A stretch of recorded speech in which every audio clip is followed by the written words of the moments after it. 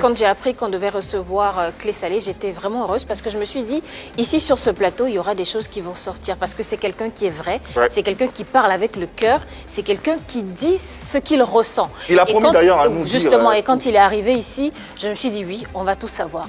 Mais là, je suis un peu déçue. Est-ce que vous pensez aujourd'hui, vous avez parlé de ces pasteurs qui vous ont induit en erreur, mais est-ce que vous pensez que nous aussi, on devrait fréquenter ces pasteurs-là? Parce que si on ne sait pas, on peut tomber dans le même problème que vous. Est-ce qu'on n'est pas en danger face à ces pasteurs-là? Mais si on ne les connaît pas... Ben, vous prendrez conseil avec moi. Vous prenez conseil avec moi. C'est exactement ce qu'on est en train de faire. Parce qu'on a aussi des téléspectateurs qui ont envie de savoir aussi à quel saint se vouer, vers quel pasteur aller. Il faut qu'on leur donne des réponses. Ah, écoutez, je vais être clair avec vous. Je dis et je répète. 80% des pasteurs sont faux en Côte d'Ivoire. Wow. 80%. C'est beaucoup. Je n'ai pas peur de vous le dire. Je vous ai dit que je vais dire beaucoup de choses. 80% des pasteurs sont faux en Côte d'Ivoire. C'est dommage, mais ce que je vous dis est la vérité. Il a fallu que je sois. Pardon? Sur quoi vous vous basez pour dire ça? Mais parce que je les fréquente. D'accord. Et depuis 2007, je suis sorti de l'école pastorale, je fréquente une multitude de pasteurs. Je sais ce que les gens font. Ils sont nombreux à être dans le faux. Voyez-vous? 80% des pasteurs en Côte d'Ivoire, du coup, on pense à tout le monde. Non, 80% c'est pas tout le monde. Bah, 80% c'est les 20%, Oui. excusez-moi, mais... Écoutez, je vais expliquer ça. Quand des hommes viennent au ministère du Seigneur et que leur premier objectif c'est d'avoir de l'argent, ils sont dotés d'un esprit d'égarement. Voyez-vous? Celui qui est doté d'un esprit d'égarement, il n'est pas un serviteur de l'Éternel, il est serviteur de Mammon. Remarquez un peu dehors. Quand vous voyez beaucoup d'églises pousser, ce n'est pas que ces hommes-là ont envie que les autres soient sauvés. Mais ils viennent simplement parce qu'ils doivent avoir de l'argent dans le ministère. Alors là, c'est sérieux. Vous voyez dans leur prophétie, ils ne vous diront jamais « répands-toi ». Car Dieu veut que tu sois sauvé, répands-toi. Mais ils vous disent très souvent, je parle à quelqu'un ce matin, écoute-moi très bien. Regarde, tu vas faire une offrande importante au Seigneur. Dieu va décanter des situations. Regarde, n'hésite pas. Regarde, même dans ta poche, je suis en train de voir un billet de 10 000 francs. Viens faire ton offrande là. Et lorsqu'il est en train de faire ça, regarde, qu'est-ce qu'il vise comme objectif? C'est d'avoir de l'argent. Aussi simplement. Malheureusement, beaucoup d'hommes affluent à cela. Beaucoup de gens, et surtout les femmes. Bon, comme les femmes aiment la facilité, c'est facile. Elles veulent tout réussir, avoir un bon mari, elles veulent voyager, et donc les gens profitent de la situation, et puis ils se font de l'argent aussi facilement. Le vrai serviteur de Dieu, c'est celui qui viendra te dire, répands-toi. Tu fais ça, tu mourras, tu partiras à l'enfer. Êtes-vous un vrai serviteur de Dieu? Moi, je suis un vrai serviteur de Dieu. Un vrai serviteur de Dieu, c'est celui qui parle aux âmes perdues, qui les dirige. Vous connaissez Pasteur Makosso? Vous parlez? Oui, Makosso, je le connais. Vous parlez? Oui, on se parlait. D'accord. Il fait partie des 80%? J'en sais rien. Vous vous parliez, vous ne vous parlez plus? Ben, j'ai plus son contact, il n'a plus le mien. Comment vous jugez ses méthodes, sa façon d'évangéliser, Ben, de gagner des âmes? Non, il n'évangélise pas. C'est un bon coach. Il donne des conseils pour réussir sur la terre, pour réussir les activités et tout ça. Il donne des conseils. En fait, il n'est pas mauvais en soi. Il n'est pas mauvais en soi. Il aide les gens à sortir des situations désastreuses de tout ça. Et puis, bon, les relations entre hommes et femmes, il apporte des conseils pour que les gens soient bien réglés. Sinon, ce n'est pas de l'évangile, ça. Voilà.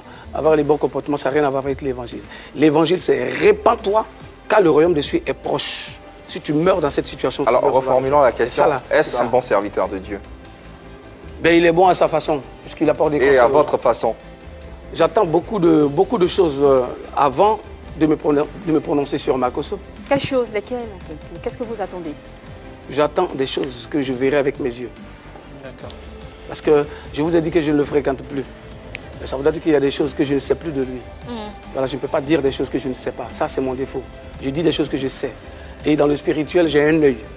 Justement, parlant d'œil, disposez-vous d'un don de vision? Oui. Tous ceux qui me fréquentent jusqu'à aujourd'hui, ils savent. Ils le savent. J'ai un don de vision. Mon don de vision, il est très poussé. Et comment ça se manifeste? Ben, je peux être avec vous comme ça. Nous sommes 6 sur le plateau ici. Nous sommes 6 sur le plateau. Mais il peut y avoir encore 2 autres personnes, 3 autres personnes qui sont là autour de nous. Il peut avoir, mais il y a. Ici, il n'y a que 6 personnes. D'accord. Autrefois, avec vous, il n'y a que 6 personnes. Voilà. Mais hors du plateau, je suis venu ici tout à l'heure.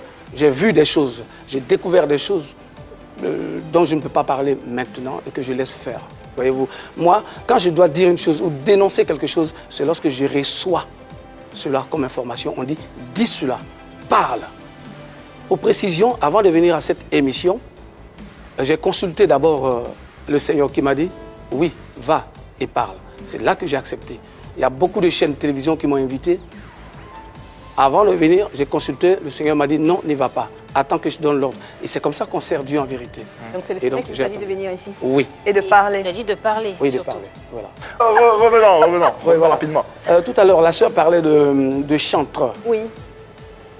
Alors, je vais être clair là-dessus. Je ne veux pas qu'on m'appelle chantre. Je ne suis pas chantre. Je suis chanteur. Il y a une différence entre le chantre et le chanteur. Le chantre, lui, ne chante que dans les édifices religieux selon le dictionnaire. Moi, je suis chanteur, je suis commerçant. Je chante pour avoir de l'argent. Si vous connaissez quelqu'un qui chante Dieu pour avoir de l'argent, alors il n'est pas chantre. Il s'est donné le mot chantre. Vous avez compris? Alors quand je vois des gens qui disent qu'ils sont chantres, qui organisent des concerts payants, ou encore qui vendent leurs CD pour avoir de l'argent, c'est des commerçants. Tu ne prendras pas de l'argent. Mais vous vivez, mais ils vivent comment ces personnes-là? Mais non, ils ne doivent pas vivre de ça. Dieu... Attends, je vais vous dire quelque chose. Si. On vit du travail. Mais être chantre, ce n'est pas un travail. Donc, si on entend bien, tous les chantres qui sont sur la place, sur le marché du disque, ne sont pas des chantres. Ah non, non, C'est non. des commerçants. C'est des artistes chrétiens, ils ne sont pas chantres. Non, non, non, non. Le chantre, il est à part. Là, il y a une nuance entre artiste chrétien et chantre. Oui, artiste chrétien, c'est celui qui chante comme on le voit, comme les autres que vous voyez, que vous connaissez là. Mais par contre, le chantre, lui, il est spécial. Il est un peu comme le pasteur. Il est un peu comme le prophète. Il n'a que sans lui et il ne le fait pas à but lucratif. Il ne chante que les merveilles et la gloire de Dieu. La Bible dit David, en guise de reconnaissance, a pris une harpe et s'est mis à chanter Dieu. David n'a pas commercialisé ce qu'il est en train de faire. Et donc, tu ne peux pas prendre ce truc-là qui est un ministère entre guillemets et chercher de l'argent là-dessus. Et tout à l'heure, la soeur m'a posé la question, mais il vit comment? Mais qui vous a dit qu'on devient chantre pour chercher à manger de l'argent dedans? Vous êtes pasteur, non? Vous êtes pasteur, non? Ben oui. Ok, d'accord. Moi, je laisse savoir. Ça veut dire que dans votre église, il n'y aura pas de dîmes ni d'offrandes. On ne parle pas de dîmes d'abord, on étudie le mot chantre. Finissons d'abord là. Là, c'est plus important d'abord. Et là, il faut que je tire sur la sonnette de l'âme. Là, être un chantre, il est comme un pasteur. Lui, il est dans une option d'adoration et de louange au Seigneur. Il rend gloire au Seigneur par les chants d'adoration. Et donc, il est inspiré de Dieu et il chante. Et donc, il ne cherche pas l'argent derrière. Il ne chante que Dieu, rien que Dieu. D'avion, il me dit, je suis fan de ta personne. Il dit, qu'est-ce que ça veut dire? En un mot, pour lui, il est amoureux de moi, quoi. Et il m'envoie la photo de sa poitrine. Est-ce que vous voyez un peu? Il m'envoie la photo de sa poitrine. Ouais. Donc, et quand j'ai vu ça, automatiquement, j'ai supprimé. J'ai supprimé la photo. Il dit, mais pourquoi je ne regarde pas la photo? J'ai dit, mais c'est des trucs que je ne peux pas. Tu m'as parlé, je me suis approché de toi à cause de la musique. Donc, ces choses, je n'aimerais pas qu'on en parle. Il dit, ok, si on se voit tout. Du coup, on s'est vu. Et pendant qu'on mangeait, il me faisait sortir les secrets des autres artistes. Ah ouais, lesquels? Voilà.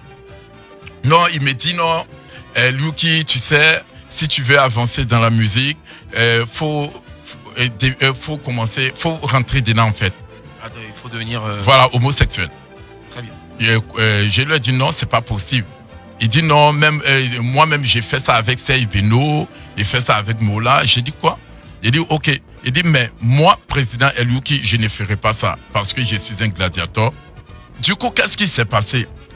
Je suis parti, on a fini de manger, je suis parti dans les toilettes, laver les mains, tout, pour rincer ma bouche. Le gars, il est venu, il me dit non, que excusez-moi pour le mot, que j'ai envie de te sucer. Ah bon, Voici ce qui s'est passé. D'accord. Il dit qu'il veut. D'accord. Ok. Ok, il dit il veut me sucer. Très bien. Je lui ai dit non, tu sais que les trucs comme ça, je ne suis pas dedans. Et on s'est rencontrés spécialement pour la musique. Et tu sais très bien, le contrat entre nous, c'était conclu qu'on se voit 1 heure du temps et tu me donnes 300 €. Il me dit non, qu'est-ce que tu as fait de bon pour que je te paye? J'ai dit mais de quoi tu parles? Tu me dis qu'est-ce que j'ai fait de bon pour que tu me payes? On s'est conclu, tu devrais me voir. Je t'ai dit 500 €, tu me dis non, c'est comme on appelle, c'est beaucoup. Maintenant, je t'ai dit 300 €. Tu es d'accord et tu me dis qu'est-ce que j'ai fait de bon, qu'est-ce que je devrais faire. Il dit ou bien comme tu m'as appuyé dans les toilettes. Qui a appuyé qui? Puisque moi je l'ai appuyé dans les toilettes, donc j'ai vu. Vous l'avez appuyé? Quoi? Vous l'avez appuyé dans les toilettes? Non, c'est ça j'ai dit. Il m'a demandé qu'il voulait me faire la pipe. Voilà, c'est un peu gros mot, mais c'est ce qu'il a dit. Puisque je suis là pour dire la vérité, rien que la vérité. Il lui a dit non, c'était pas possible. Donc il me dit qu'est-ce que moi j'ai fait de bon pour qu'il me paye. Il dit, mais qu'est-ce que je devrais faire? Il dit, comment on appelle, que juste parce que je l'ai appuyé dans les toilettes, donc je veux qu'il me paye 300 €. J'ai dit, mais tu parles de quoi? Il dit, ok, comme tu veux jouer à un jeu dangereux, je te mets en gage, je te donne 24 heures. Si je ne vois pas mon argent sur mon compte, tu verras. Donc, il dit, non, rien ne va se passer, rien ne va se passer. Donc, il a commencé à jouer avec le mot pour dire appuyer. J'ai dit, ah ok, comme tu es fan de moi, tu penses que je vais te laisser faire les choses. Il dit, tu sais ce qu'on va faire. Comme tu dis, je t'ai appuyé. Et moi, Eliuki, étant un homme, j'aime pas commencer pour m'arrêter. Quand on appuie une fille, un exemple, je suppose que tu es une fille, on appuie une fille, moi, Eliuki, j'ai appuyé une fille, il faut que je termine la chose. C'est pas possible que j'arrête. Donc, je lui ai dit quoi? Il a dit, tu sais ce que tu as fait? Viens à la gare de Lyon. Il y a un bon restaurant. Moi, Eliuki, même, je t'invite. Et puis, je t'invite dans les toilettes. Je vais terminer le boulot. Il dit non, que tu penses que je ne suis pas intelligent. Je ne peux pas venir là-bas. Tu vas enlever tout ce que j'ai dans ma main. Et non, pourquoi? Tu dis j'étais appuyé dans les toilettes. Il faut venir. Viens afin que je puisse terminer ce que j'ai commencé. Parce qu'on ne peut pas laisser ça comme ça. Hein? Aller la mairie me démange. Il faut que mes reins bougent. Il dit non, il ne peut pas. Non. Il dit ok, pas de souci. Comme tu ne peux pas, tu connais la vérité. T'inquiète pas ce qui va se passer. Voilà pourquoi j'ai dit la vérité au grand jour en fait.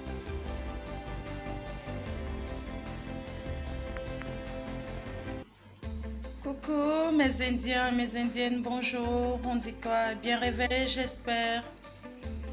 Ben, la reine de l'Inde est bien réveillée.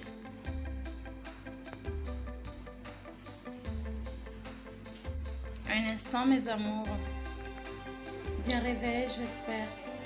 Moi aussi, je suis bien réveillée par la grâce de Dieu. Voilà, j'ai déjà pris ma douche matinale. Et du coup, je me suis dit que j'allais faire une petite vidéo, voilà, avant de partir au boulot. J'allais faire une petite vidéo pour dire bonjour à mes amours, à mes Indiens, à toute la philanthropie indienne. Voilà, j'espère que vous allez aimer. Voilà, j'espère que ça va partout où vous êtes en ce monde. Je vous souhaite tout le bonheur du monde en ce jour.